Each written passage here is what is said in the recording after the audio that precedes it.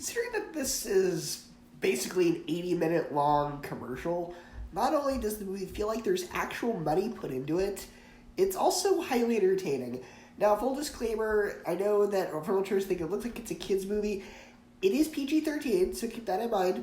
I thought it was PG, but I was like, this seems a little intense for a PG movie, and I checked out. It is a PG-13 movie, and there is a little bit of language. It's nothing too harsh. It's actually a lot tamer as far as language goes than a lot of PG-13 movies go.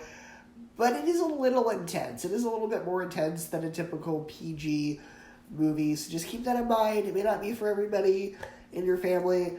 It is still a family-friendly film, but there may be certain levels of scare factor that certain kids may not enjoy. So just keep that in mind. It is not PG. It is PG-13. Now, the kid actors, I don't want to be too harsh on them, but their acting is pretty Disney Channel level. But I really had a lot of fun with this movie, though. It's like a fusion of the second Goosebumps movie, where all the Halloween decorations come to life, and it's got a little bit of, like, the plot of Five Nights at Freddy's thrown in there. There's a little bit of Night at the Museum. And there's actually some really good directing as far as some of the shots go. Like, there's a scene where the kids are being chased by one of the animatronics, and the cameraman did a really good job with framing the shot to make that scene really intense. Now, the characters, they're not that interesting, and honestly, as far as the performances go, Christopher Lloyd's in this movie, so they put some money into this, the fact that they got him for this movie, and he is just having a blast with it.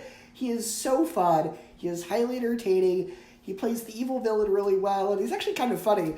Like, he has a few funny lines in there, too. Like, there's a part where he's possessed this animatronic, because his character's a ghost who is sort of living in the store, and he's possessed this animatronic that has, like, a buzzsaw on one hand and a hammer on the other, so he can't open the door. He's like, dang it, okay, I need to go get an animatronic that actually has hands. And, like, he plays it so well. He is so fun in this movie.